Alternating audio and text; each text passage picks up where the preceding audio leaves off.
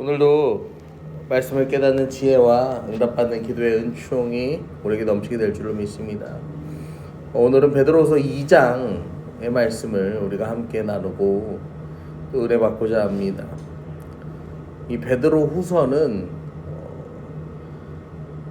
흩어진 교인들이 곧 닥쳐올 환난, 이 환난을 위로하기 위해서 전서가 쓰여졌다면, 이 후서의 말씀은 그 환난 가운데에서 교회 안에 들어온 거짓 선지자, 이 이단들에 대하여서 경고하고 위로하기 위하여 또 쓰여진 편지다라고 어제 말씀을 드렸습니다.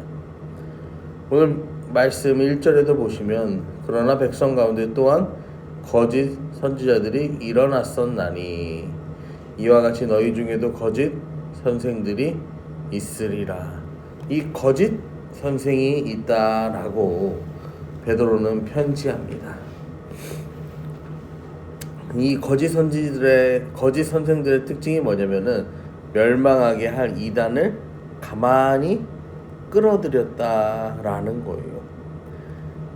여기서 말하는 이단은요, 하이레시스라고 해서요, 복음에 반하는 잘못된 교리를 퍼뜨리는 자들을 말하는 거예요. 그러니까 아예 다른 걸 들고 와서 사람들을 미혹하는 게 아니라 뭐예요? 그럴듯한 것을 들고 와서 사람들을 미혹하는 게 이단의 특징이죠.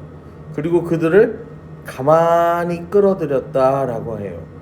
이거는 몰래 끌어들였다라는 거예요. 그래서 제가 항상 말씀을 드리는 게 뭐냐면은, 우리는 이 교회 밖에서 은혜를 구하면 안 된다라고 제가 이제 말씀을 드리는 거예요. 요즘은 이 교회 밖에서 교회 밖에서 은혜를 구한다라기엔 좀 표현이 좀 저기 하긴 한데요. 이 교회 밖에서도요, 이런 어떤 활동을 하는 그런 것들이 너무 많아요. 그게 뭐냐면은 SNS를 통하여서 또 뭐를 통하여서요, 이렇게 교회 밖에서요, 뭐 성경 공부 모임도 하고, 그 다음에 또 성경 통독도 하고, 어떤 기도 모임도 있고, 막 이런 활동들이 너무 많습니다. 여러분, 중요한 것은요, 오늘 베드로도 말하는 것처럼요, 가만히 끌어들인다는 거예요. 그리고 그렇기 때문에 여러분, 이단에 빠진 사람 중에요, 10명 중에 9명은요 뭐라고 말하는지 아세요? 내가 그것도 분별 못할 줄 아냐 라고 말해요. 그리고요, 거기서 빠져나온 사람은 10명 중에 9명은 뭐라고 하는지 아세요? 내가 빠질 줄 몰랐다 라고 얘기를 해요. 그러니까요, 여러분, 우리는요 항상 영적으로 깨어 있어야 되고요, 경계해야 하는 이유가 뭐냐면요, 아무리 대비를 한다고 해도요, 아무리 이걸 준비를 한다고 해도요, 우리가 감당하지 못해요. 우리가 감당하지 못하기 때문에요, 여러분, 우리는요 항상 이것을요 멀리 해야 돼요. 그리고 교회 밖에서 은혜를 구하지 말고 교회 안에서 은혜를 구하고, 또 교회 안에서 우리는 예수 그리스도로 하나 되어야 함을 여러분 기억하시길 바랍니다. 2절에도 보시면, 여럿이 그들의 호색하는 것을 따르리니 이로 말미암아 진리의 도가 비방을 받을 것이요. 호색이란 단어는 아셀게이아라고 해서요, 넓게는 방탕과 방종을 의미하기도 합니다. 오늘 본문에서는 뭘 말하냐면요, 잘못된 이 성적인 어떤 관념을 말하는 거예요. 여러분, 3장에서도 이제 우리가 자세하게 다루지만요, 이 초대교회 성도들 가운데요, 이렇게 혼란스러운 삶을 사는 이유들이 왜 나오냐면은, 이 임박한 종말론을 가지고 살아가서 그래요. 임박한 종말론을 가지고, 야, 곧 이 나라는 끝나, 세상 나라는 끝나, 그러니까 우리 임박한 종말론을 가지고 이제 살아가면서 여기까지는 좋은데 그 종말론을요 왜곡시키는 자들이 있었다라는 거예요. 그래서 그리스도를 부인하고 그리스도의 재림이 없다고 말해요. 그러니까 도덕적으로 방종하는 건 당연한 거죠. 인간의 타락한 본성, 이것이요 드러나니까 뭐 하는 거예요? 이 순간 쾌락과 욕망, 이것을 강조하면서 사람들을 미혹시킨다라는 것입니다. 그래서 3절에도 보시면 그들이 탐심으로 지어낸 말을 가지고 너희로 이득을 삼으니, 거짓 교사의 특징이 뭐냐면은 탐심으로 지어낸 말, 그러니까 말을요 뭐 하는 거예요? 지어내서 한다라는 거죠. 그리고 그들을 이득으로 삼아 탐심을 채우기 위함이다. 교리도 다르고 포교의 방법도 다르지만 결국엔 뭐라는 거예요? 그들의 탐심을 채우는 거예요. 여러분, 이단이 깨끗한 것 같으세요? 아니면 이 교회가 깨끗한 것 같아요? 질문이 조금 이상하긴 한데, 여러분, 보통의 이단들은요 평소에는 헌금을 내라고 안 합니다. 보통의 이단들은 평소에 헌금을 내라고 안 하는데, 어쨌든 1년에 내야 할 헌금의 할당 금액이 있습니다. 이 할당 금액을 채우지 못하면은 이 사람들은요 그 이단 안에서요, 그들이 말하는 그 종교 안에서 구원에서 탈락합니다.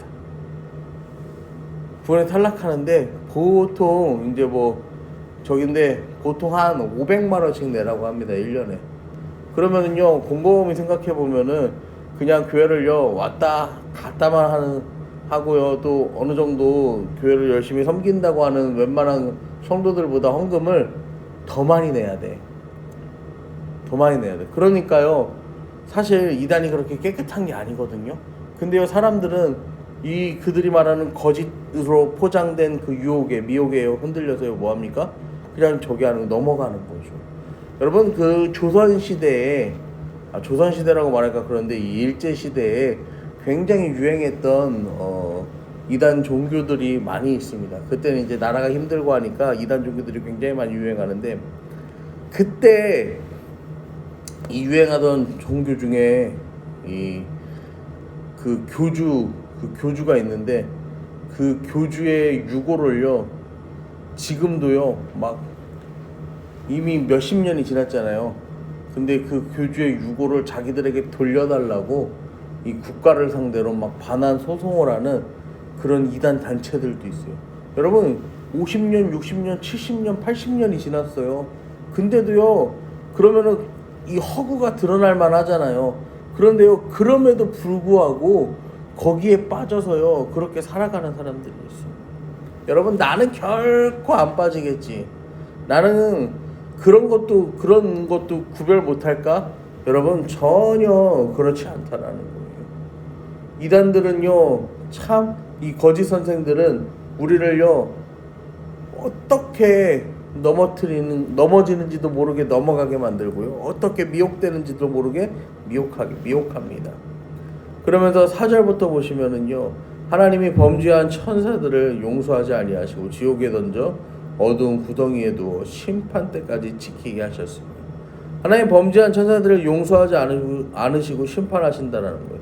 이 심판은 누구도 피할 수가 없어요.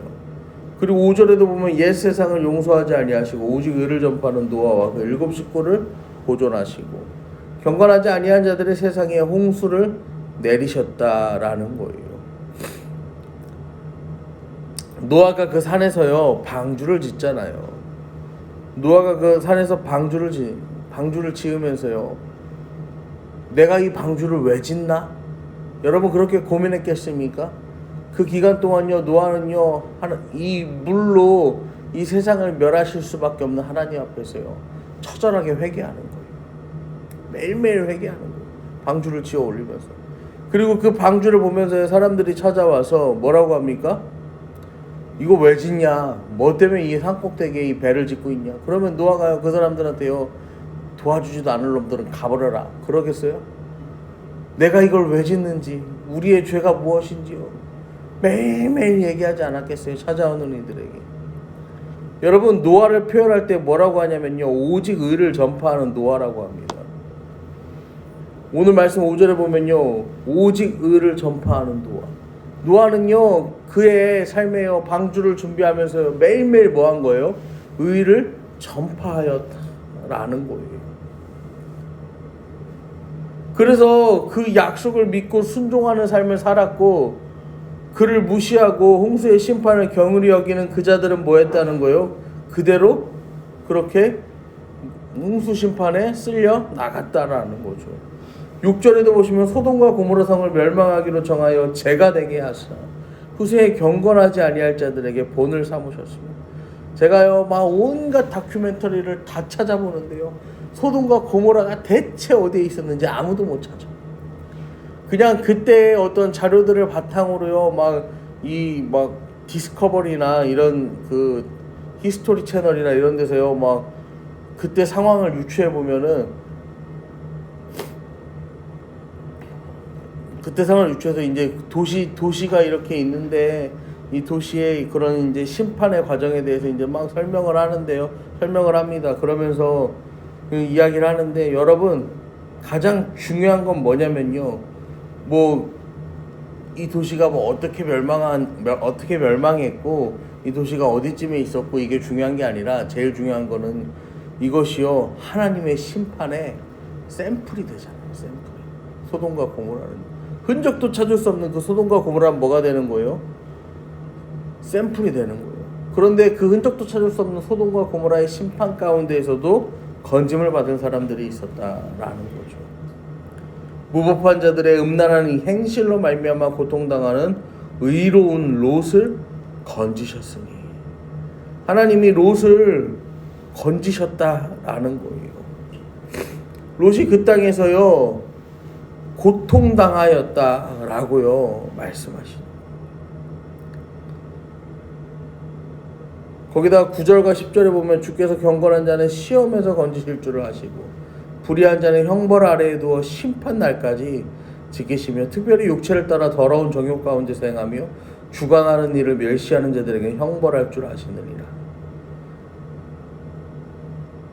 회개하지 않는 불의한 자들은요 이 하나님의 심판이 있다는 거예요.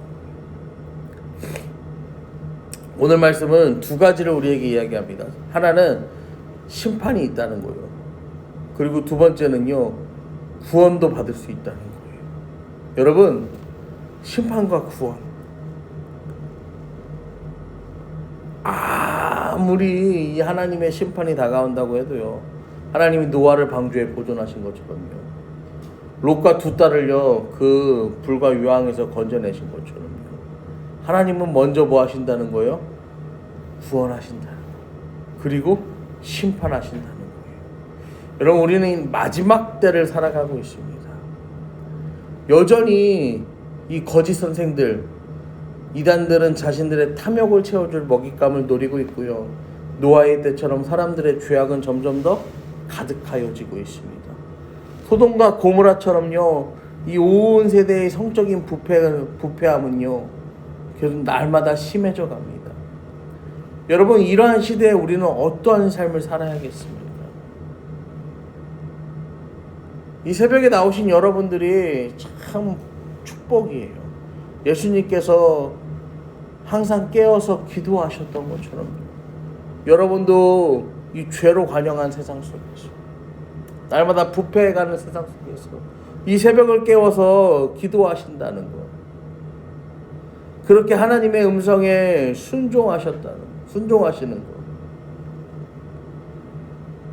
이 자리에 서신 여러분들, 그 노아가요 그 산 위에서 방주를 만들며 날마다 회개하였던 것처럼 저 소돔과 고모라를 보면서요 고통당하던 그 롯의 심정을 여러분들이 가지고 이 땅 가운데 하나님의 통치가 회복되기를, 바실레이아 톤 우라노, 이미 임한 그 하나님의 나라가 회복되기를, 여러분 바로 세워지기를 기도하셔야 하지 않겠습니까?